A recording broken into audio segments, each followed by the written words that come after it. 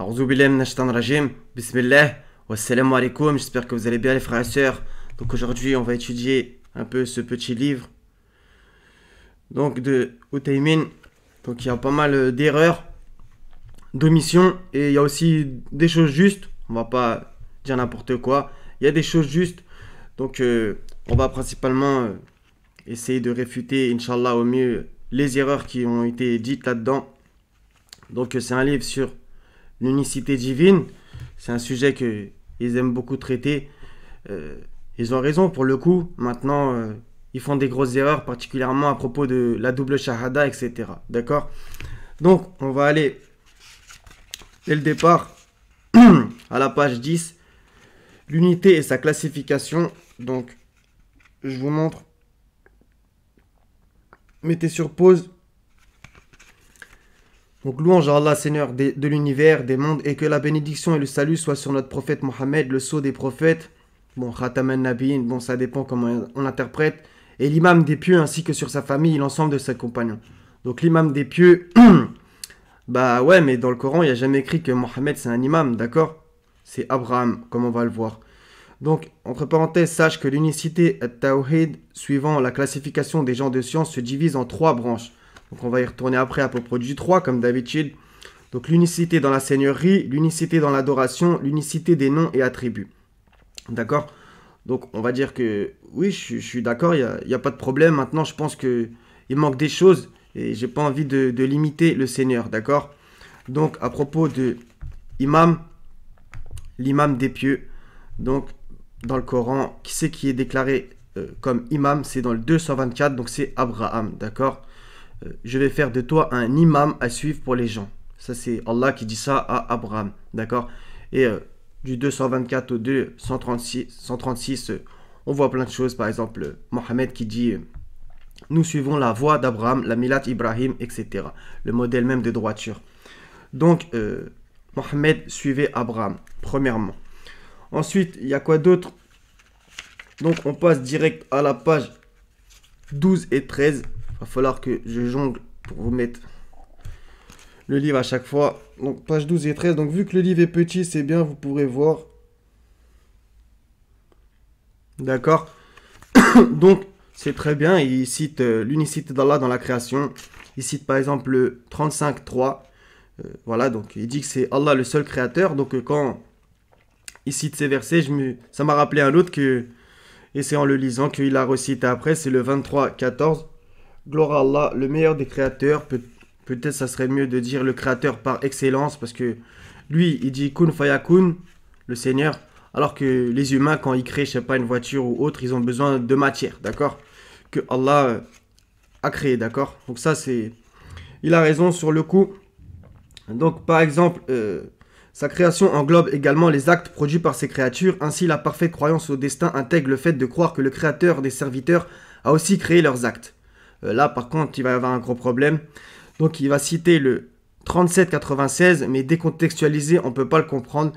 Alors que c'est Allah qui vous a créé, vous et ce que vous faites. D'accord? Celui là-haut. Donc, on va y aller. Bah, le problème, c'est que quand on le recontextualise, ça va pas être bon, d'accord? Donc, j'ai regardé plusieurs traductions. En vérité, je préfère la première pour le coup. Alors que c'est Dieu qui vous a créé, vous et ce que vous fabriquez. Dans ce verset, je pense que ça serait mieux pour une fois que je suis d'accord avec la traduction classique. Dans les autres, ils mettent vous faites. Mais quand on recontextualise, j'aime pas trop, d'accord? Donc, en fait, c'est Abraham qui parle aux adorateurs d'idoles, d'accord? Donc, au verset 95, il dit adorez-vous ce que vous-même sculptez, alors que c'est Allah qui vous a créé, vous et ce que vous fabriquez. Donc, ce qu'ils ont fabriqué, pour le coup, c'est les idoles, d'accord? Donc là, en fait, sa petite parole est très très dangereuse, c'est le fait de croire que le créateur des serviteurs a aussi créé leurs actes. Donc là, il y a un gros problème. Parce qu'en fait, c'est comme sous-entendre ou dire clairement que Allah a créé les actes, donc créer les actes même quand les adorateurs d'idoles, quand ils ont créé des idoles de pierre. Non, ça c'est pas bon, d'accord? Donc c'est un sujet très compliqué. On va pas se mentir, c'est un sujet très compliqué, ça nous dépasse un petit peu. C'est pour ça, moi, j'aime pas trop m'exprimer là-dessus. Donc, tout fait partie du plan d'Allah, qu'on se comprenne. Maintenant, il y a des choses qui se passent qu'il n'agréent pas. Donc, par exemple, dans le Sourate 4, verset 108, un petit segment. Or, il est avec eux quand ils tiennent la nuit des paroles qu'ils n'agréent pas. Qu'ils, donc Allah, qu'ils n'agréent pas. Donc, ces gens-là tiennent des paroles la nuit qu'Allah n'agrée pas. Donc, Allah ne veut pas ça dans un sens, vous comprenez? D'accord? Donc, le plan d'Allah est parfait, il se passe des choses, même du mal, etc. Mais il ne le désire pas, d'accord? Ça paraît évident. Le Seigneur, il nous appelle au bien, pas à faire le mal. Donc, c'est pas Allah qui a décidé de lui-même qu'il fallait fabriquer des statues, qu'on se comprenne, pour les idolâtrer. Alors que justement, c'est un livre sur l'unicité. Donc là, il y a un énorme problème, d'accord? En fait, c'est que Allah, il nous a laissé le libre arbitre dans le sens que, voilà, tu veux fabriquer une statue, fais ce que tu as à faire. Maintenant, faut l'adorer, lui, d'accord? Moi, c'est comme ça que je le comprends. C'est un sujet très compliqué, mais dire que le fait de croire que le créateur des serviteurs a aussi créé leurs actes, c'est très très dangereux, d'accord? Par exemple, on voit justement dans le Coran, à propos de Caïn et Abel, son âme l'incita à tuer son frère, d'accord? C'est son âme qui l'incita. Et on a aussi le diable qui fait des waswas, des chuchotements, etc., d'accord? Donc c'est très très compliqué comme sujet, mais je pense que là, la parole est vraiment pas bonne, et du coup, voilà. Et on a du coup la petite phrase que j'ai mis en vert aussi. Donc lisez en entier, hein, comme ça. Par exemple, donc le créateur de la cause fondamentale, la volonté et la capacité. Je suis d'accord, parce qu'Allah a dit, vous ne pourrez vouloir que si Allah le veut, lui le Seigneur des mondes, etc. D'accord, mais il y a écrit après, et aussi le créateur de la conséquence, c'est-à-dire les actes. Là, je suis pas d'accord, d'accord. Donc dans un sens, c'est pas totalement faux, puisque au final, ça fait partie de son plan, c'est ce qui devait se passer. Maintenant, on est quand même aussi acteur de notre destin. C'est pas, on n'a pas de libre arbitre et on fait tout ce qui devait se passer comme ça, d'accord? En fait, tout est un peu mêlé. C'est comme ça que je le comprends. Si vous avez une meilleure façon d'expliquer que la mienne, bismillah, lancez-vous, d'accord? Mais que Allah est le créateur de la conséquence, non. Qu'il y ait des meurtres, etc. On va pas imputer ça sur le dos du Seigneur. Gloire et pureté à lui, d'accord? Donc c'est vraiment tendancieux, d'accord? Donc on continue à propos de la page 16, à propos de la royauté. Donc ça, c'est l'unicité d'Allah dans la royauté. Bah, bien entendu, c'est vrai. En effet, seul Allah est le roi de toutes choses. Comme Allah dit, béni soit celui dans la main de qui est la royauté, il est omnipotent. Sourate 67 verset 1, etc. Maintenant, étrangement, bah, regardez sur la page, si vous regardez bien, ils n'ont pas cité la royauté à propos de David. Ça se finit ici. Regardez là, le troisième sous-titre, ça commence l'unicité d'Allah dans le commandement qu'on va voir juste après. Bah, il n'a pas cité la royauté de David. J'ai trouvé ça un peu paradoxal, puisqu'on a vraiment l'exemple dans le Coran. Donc ça m'a vachement surpris. Donc dans le 251 par exemple, et David tua Goliath et Allah lui donna la royauté et la sagesse, d'accord? Et lui enseigna ce qu'il voulut. Bah, dans un sens, ça les arrange pas trop, puisque David, c'était un berger qui est devenu calife, d'accord? Alors que eux, ils nous gonflent sans cesse avec oui, il faut suivre les savants, blablabla, blablabla. Et par exemple, aussi, on a celui qu'on appelle le Khidr, je sais pas comment l'appeler, on va dire, donc dans la sourate 18, et c'est Allah qui lui a donné une science de lui-même, d'accord? C'est Allah qui lui a donné la science.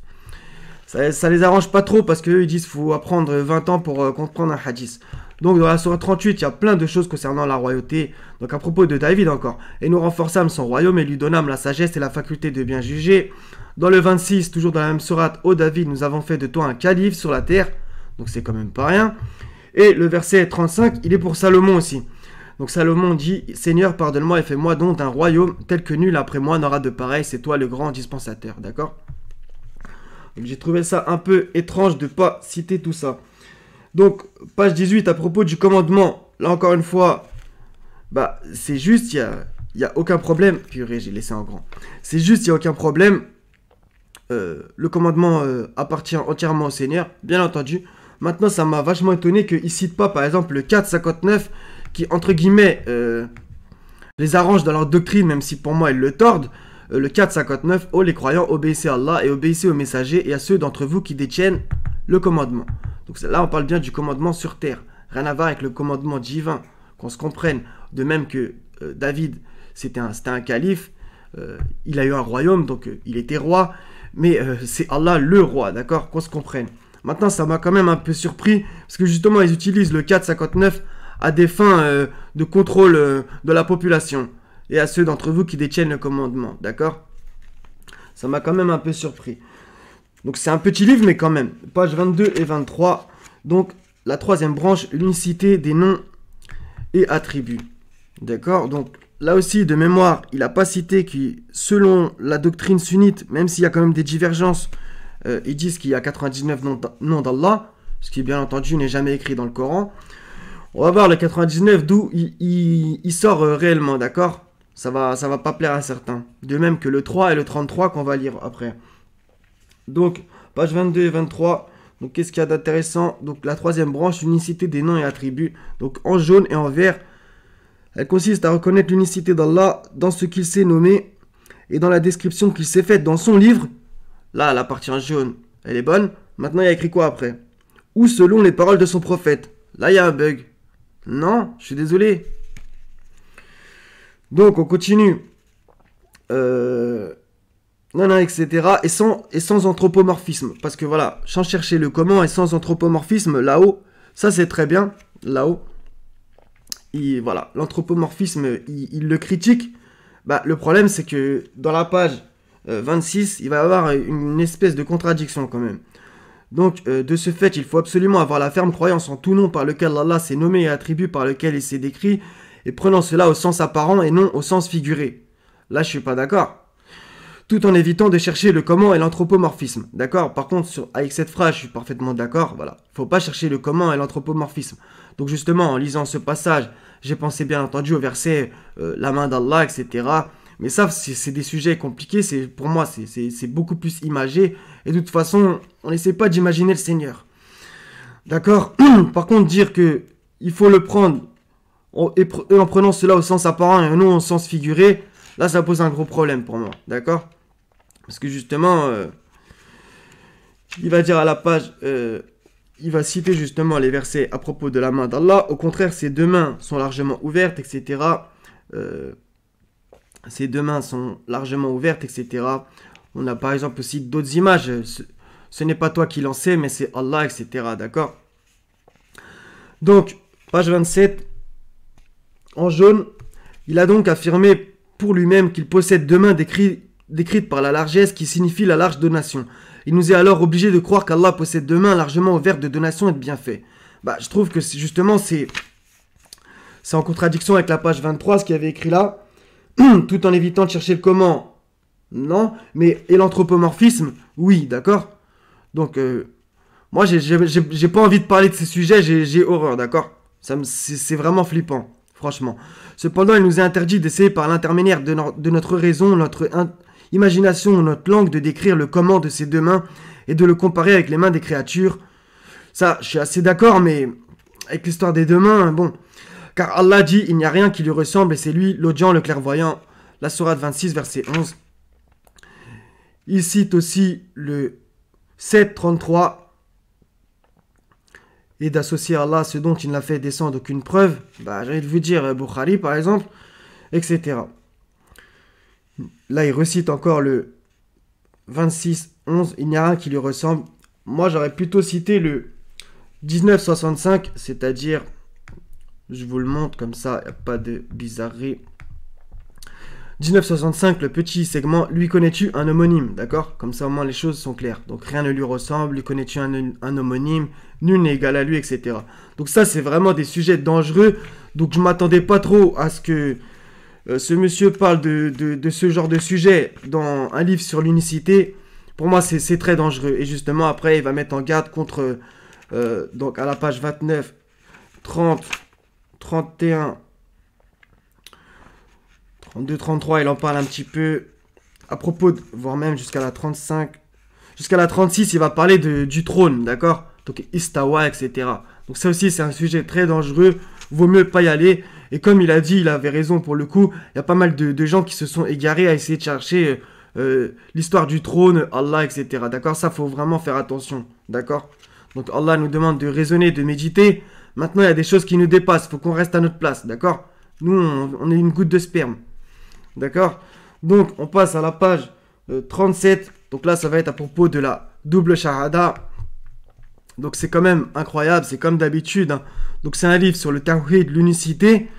Et ça va nous parler sans cesse de Mohammed comme d'habitude. D'accord? Donc je vous laisse lire si vous voyez.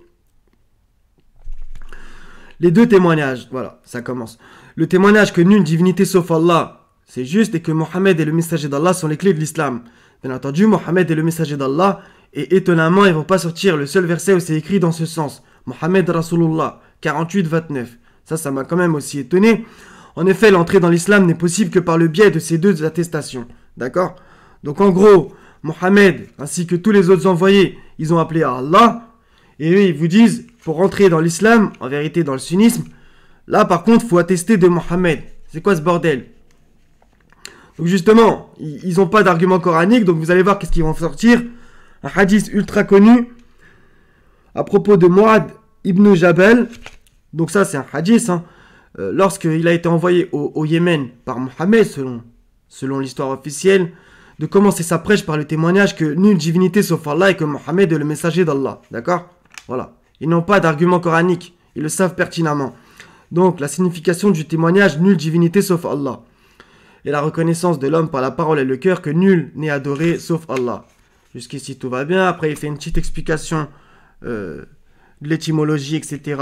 De la ilaha illallah, etc. Il dit que c'est Allah la seule divinité. Sur le coup, il a raison. Je suis d'accord, bien entendu.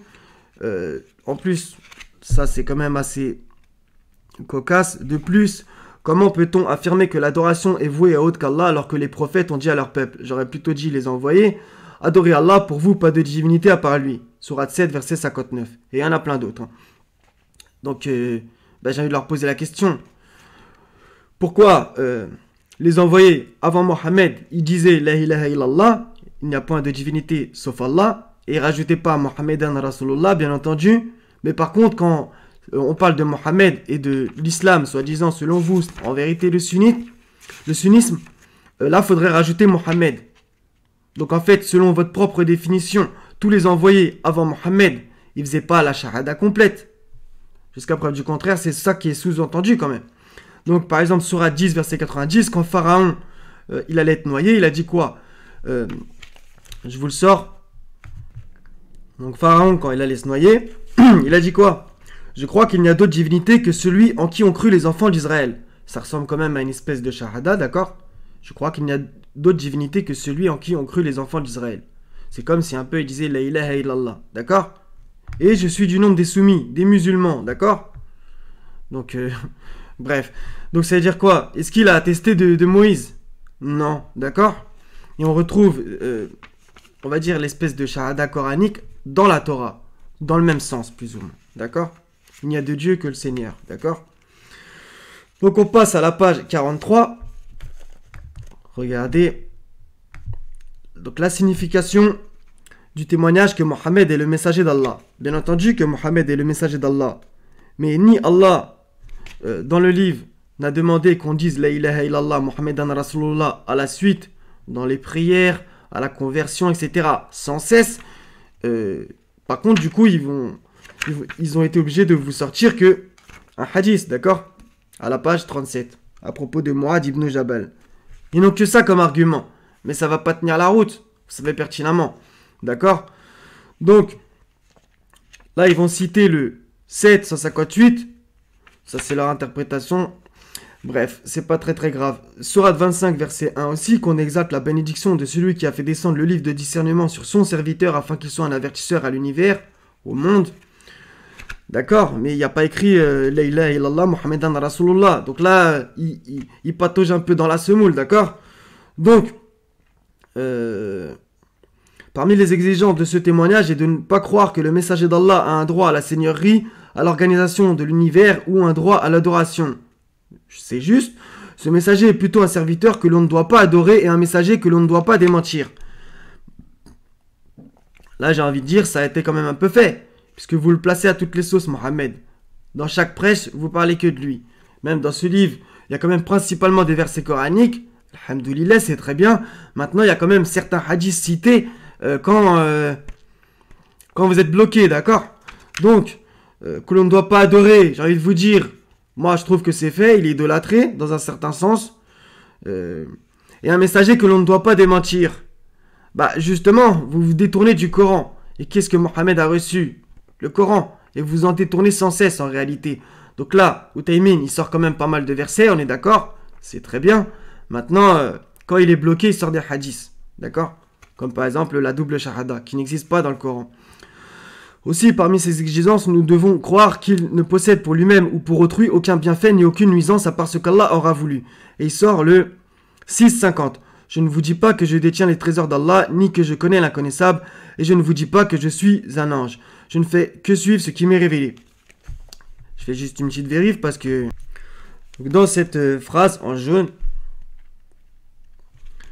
et comme on l'a vu dans le verset, c'est exact, bien entendu, bah il y a quand même un problème, puisque en vérité, vous dites que celui qui ne croit pas en Bukhari, et donc qui n'applique pas les rites qui est écrit dans Bukhari et pas dans le Coran, comme pour la prière qu'on va avoir certaines choses qui sont faites qui ne viennent pas du Coran, bien entendu, mais de Bukhari et de Muslim, etc.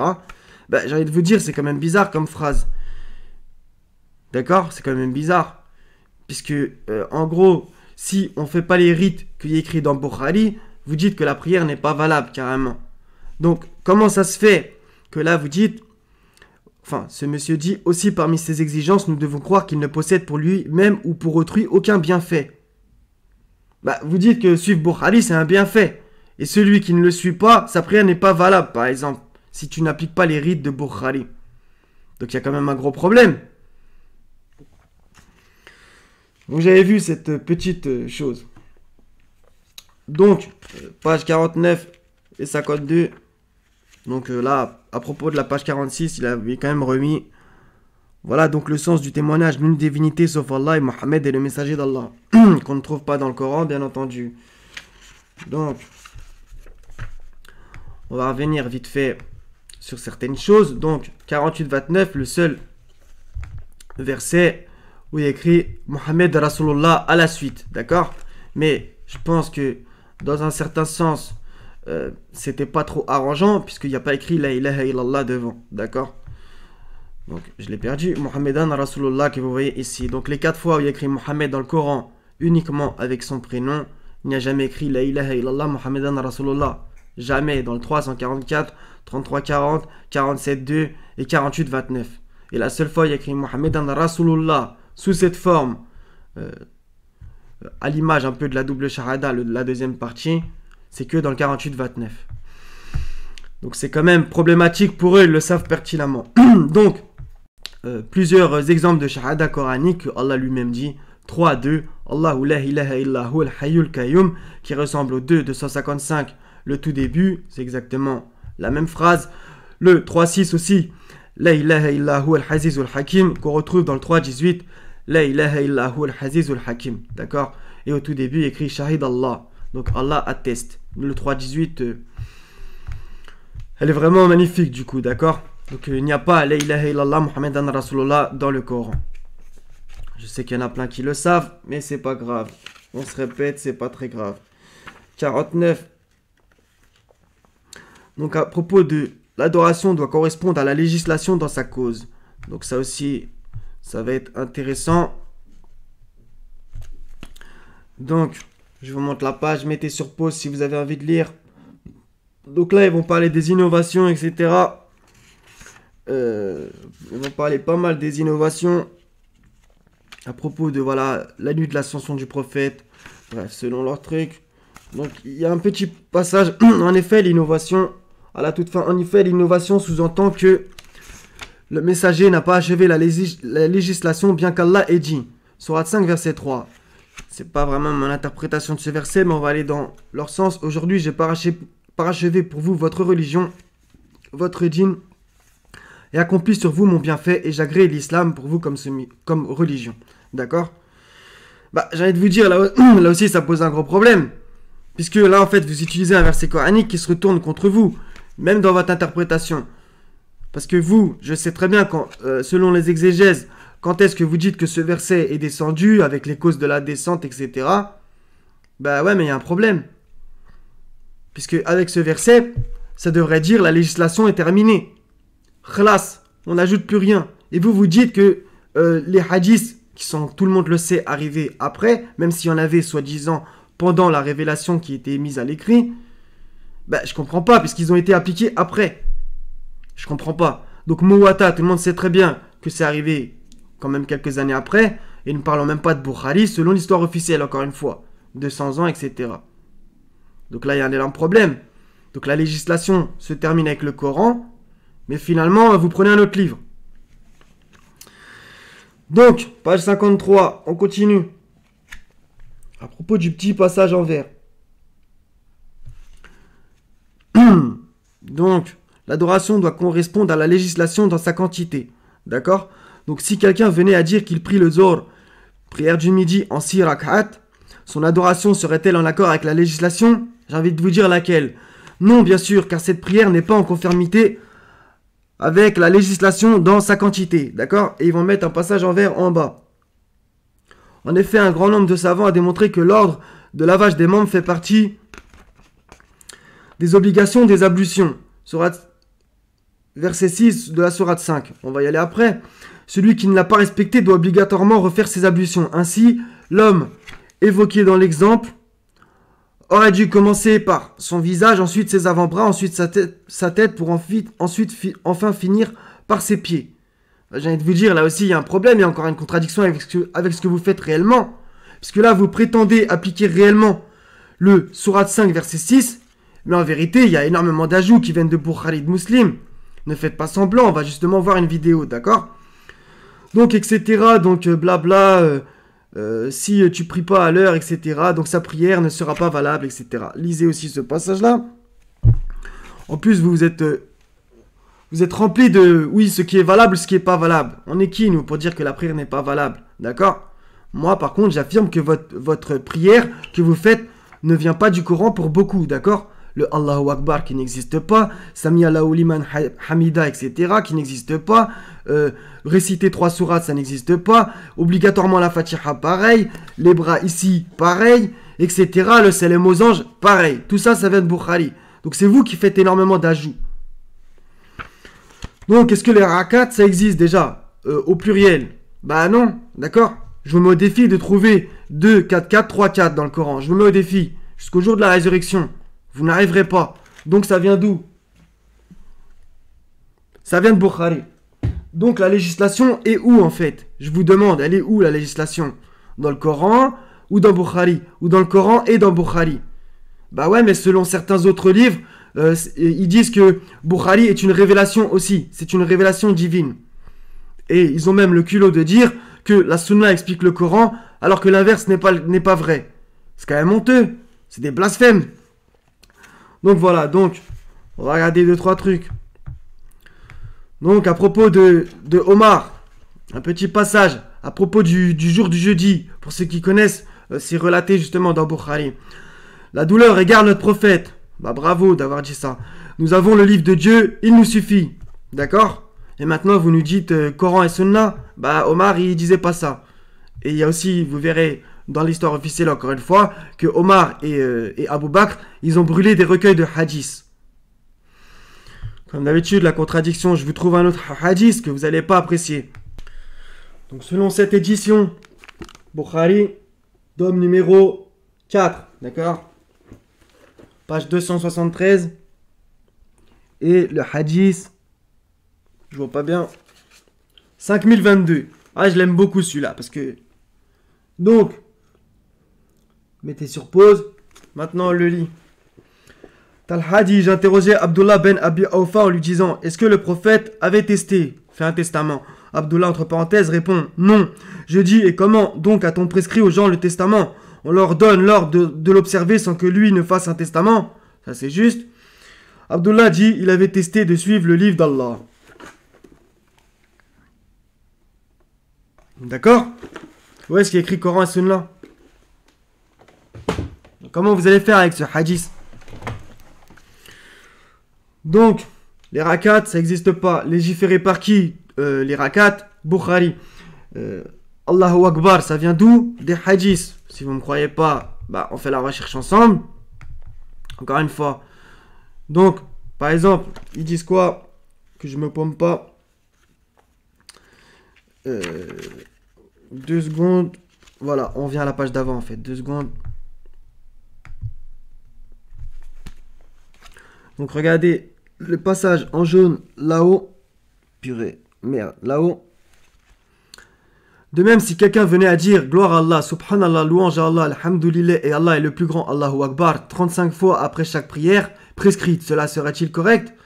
D'accord? Donc, subhanallah, ça existe dans le Coran, louange à Allah, alhamdoulilah, ça existe dans le Coran, et Allah est le plus grand, Allahu Akbar, ça n'existe pas dans le Coran. Ça, c'est une chose inventée, qui vient des hadiths. Et on va me sortir le surat 17, verset 110.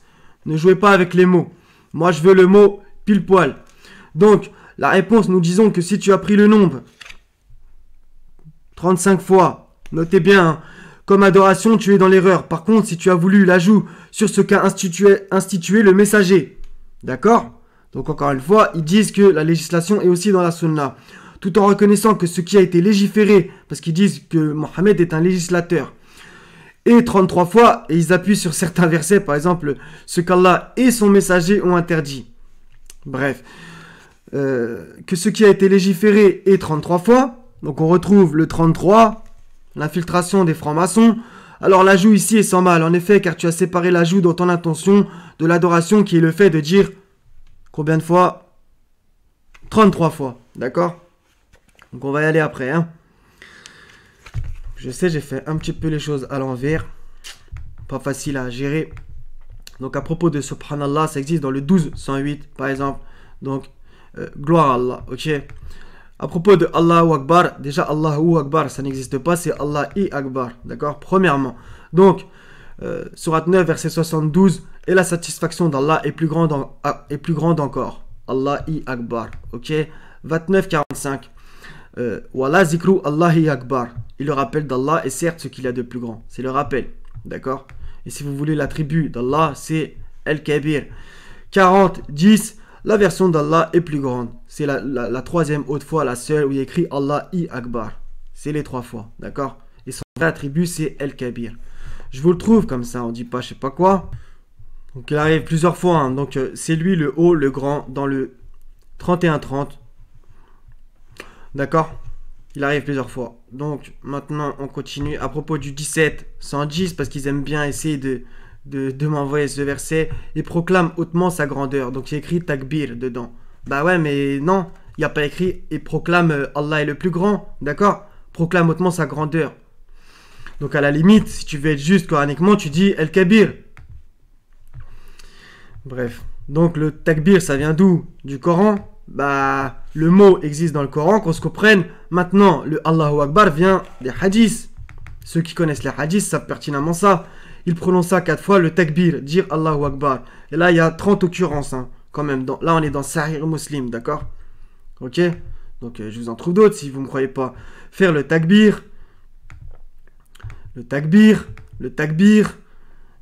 le takbir, dire Dieu est grand, etc. D'accord? Donc, à propos du 33 qu'ils ont sorti, rite écossais ancien et accepté, 33 degrés dans la franc-maçonnerie. Rite maçonnique égyptien, 33, 90 ou 99 degrés. Tiens, 99. Comme les soi-disant 99 noms d'Allah. Une limitation du Seigneur, déjà. Allah, rien ne lui ressemble, comme on l'a vu tout à l'heure. Lui connais-tu un homonyme? Donc le limiter à 99, c'est vraiment, c'est un blasphème, d'accord? Et ce 99 vient, encore une fois, de la franc-maçonnerie. 33 x 3 égale 99. Donc justement, à propos du chiffre 3, qui arrive sans cesse. Donc comme on a vu, dire 33 fois, etc. À propos du chiffre 3, qui va revenir dans cette vidéo. Donc les ablutions en 3 minutes. Au passage, ça doit être un hasard, ça aussi. Donc regardez comment ils apprennent à faire les ablutions. Et après, on va aller dans le Coran, Sourate 5, verset 6. Et on va en placer une pour le chiffre 3, puisque ils font tout 3 fois. Et comme soi-disant, Mohammed faisait tout 3 fois. Il disait tout 3 fois, etc. Commence. Il faut se laver les mains jusqu'au poignet 3 fois, comme ceci. Se rincer la bouche 3 fois. Donc déjà, vous avez vu 3 fois. Hein. Donc, se laver les mains jusqu'au poignet 3 fois. On vérifie dans le Coran. Sourate 5, verset 6. Ô les croyants, lorsque vous vous levez pour la salat, lavez vos visages et vos mains jusqu'au coude.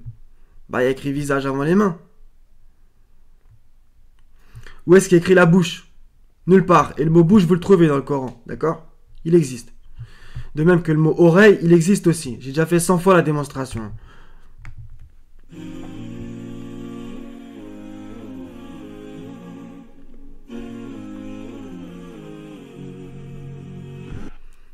Le nez. Puis en C'est pas écrit dans le Coran, encore une fois. Et me dites pas, oui, mais le nez fait partie du visage. Oui, le nez fait partie du visage, mais il n'y a pas écrit nez. Donc pourquoi vous faites nez? Ça vient d'où? Ça vient de Bukhari, encore une fois. D'accord? Et Allah utilise le mot nez. Par exemple, il y a un verset où ça dit... je vous le trouve comme ça, on dit pas je sais pas quoi. Donc à propos de nez et oreilles qui font dans leurs ablutions, et que je faisais avant, hein, vous inquiétez pas, je sais très bien de quoi je parle. Donc 5,45, et nous y avons prescrit pour eux vie pour vie, œil pour œil, nez pour nez, oreille pour oreille, dent pour dent. D'accord? Bah ouais. Donc Allah, il dit ces mots-là. Pourquoi il ne les dit pas et vous le faites? Donc, encore un autre verset qui est ultra intéressant à propos de la parabole. 13,14. À lui l'appel de la vérité, ceux qu'ils invoquent en dehors de lui ne leur répondent d'aucune façon. Semblable à celui qui étend ses deux mains vers l'eau pour la porter à sa bouche, mais qui ne parvient jamais à l'atteindre. L'invocation des mécréants n'est que vanité. Semblable à celui qui étend ses deux mains vers l'eau pour la porter à sa bouche. Bah ouais. C'est quand même assez étrange. Donc là vous allez me dire oui mais il fait qu'avec une main. Allah il connaît tout. Hein. Donc etc. Tout le monde sait comment les ablutions sont faites dans le sunnisme etc. Avec les oreilles etc. Et à la fin voilà. À la fin de la prière dire 33 fois comme on a vu etc. Et dire aussi les 3 dernières sourates. Donc le chiffre 3 revient sans cesse. Comme je l'ai déjà dit à maintes et maintes reprises. Donc je vais vous montrer un livre encore une fois. Vous allez voir c'est... Et après on va me dire c'est moi qui suis parano. Donc franc-maçonnerie et cabale. D'accord? C'est quand même pas rien. Donc franc-maçonnerie et cabale écrit par Madame Marie Delclos. C'est une quoi? Elle dit à la fin. Marie Delclos écrivain. Après un bac latin. Aujourd'hui franc-maçonne, d'accord? Donc c'est une FM, elle parle, elle sait très bien de quoi elle parle. Là regardez, hein, je vous montre. Ça commence comme ça. Ensuite il y a ça. Et ensuite il y a ça. Et qu'est-ce qu'on a dès le début, hein? La première réelle page. Hein. Il y a écrit quoi? Ça va pas vous plaire. Donc, en gros, l'entrée dans un monde étrange, donc en gros, le nouveau maçon, blablabla. Qu'est-ce qui se passe quand il est nouveau maçon? Il entend parler d'un grand architecte de l'univers. Il découvre que le nombre 3, ne dites pas 3, a une importance primordiale. D'accord, en jaune? On frappe sans cesse 3 coups avec un maillet et dorénavant il n'a que 3 ans. D'accord? Il prononce 3 fois de suite un mot bizarre écrit Huzza. Ça va vous rappeler quelque chose? Mais qui, lui dit-on, doit se prononcer Ouzé. Bien souvent, il ne saura jamais ce que ce mot signifie. Peut-être Oura. Ça, c'est du blabla. Elle va en parler juste après. Donc, c'est où? Bon, je vais me mettre sur pause. Donc, Ouza, normalement, ça vous a fait tilt. Donc ça, c'est à la page 79. Là, vous voyez mal, je pense. Ah, désolé. Une des premières choses qu'entend puis va crier à son tour le nouvel apprenti entré en maçonnerie, c'est l'acclamation écossaise. Tous les frères ou les sœurs, le bras levé horizontalement, crient d'une seule voix « Ouzé, Ouzé, Ouzé ». Combien de fois il le crie? 3 fois. Une acclamation qui d'ailleurs, on ne sait pourquoi, s'écrit « Huzza »,« Huz » ou encore « Hozaï ». Si le nouveau maçon demande la signification de cette expression, en général on lui répond que c'est un genre de salut ou de viva qui nous viendrait des Anglais ou des Écossais. Une sorte de hurrah, pourquoi pas? Faux. Pour d'autres, Ouzé serait une divinité arabe d'avant l'islam. Bon là, il y a quand même un problème, l'islam a toujours existé. Bref, divinité arabe, on n'a pas la preuve, mais bon. Et ferait référence à Al-Huzza, la puissante, la très élevée. D'accord? Al-Huzza. Et je vous le donne en 1000. Combien il y en avait? Manat, Allat, Uzza, cette troisième autre. Comment on fait? comment on fait? Donc elles sont 3. Là ils disent le chiffre 3 est important, etc. Ils disent Uzza 3 fois, etc. Il y a tout qui va dans le même sens. Donc ne dites pas 3. Donc le 33, le 3, etc. que vous avez dans vos livres, je vous garantis que ça vient de la franc-maçonnerie. C'est signé. Je sais, ça va vous choquer si vous êtes resté jusqu'à là et que vous ne saviez pas, mais bon, les choses sont comme elles sont. Donc voilà, je pense qu'on a analysé ce livre. Donc comme je vous ai dit, c'est très bien, il a utilisé beaucoup de versets coraniques quand même, assez peu de hadiths, même par contre il les a utilisés quand il était bloqué quand même, d'accord? Et il y a aussi quelques erreurs, je trouve. Mais voilà, seul le Seigneur ne commet pas d'erreurs ni d'oubli, d'accord? Donc voilà. Donc ça sera tous les frères et sœurs. Donc soyez bénis. Je vous aime tous pour la face du Seigneur. Wassalamun ala al-mursalin. Walhamdulillahi rabbil alamin. La ilaha illa huwa al-azizul hakim. Wassalamu alaikum wa rahmatullahi wa barakatuh les frères et sœurs. À la prochaine, Inch'Allah ta'ala.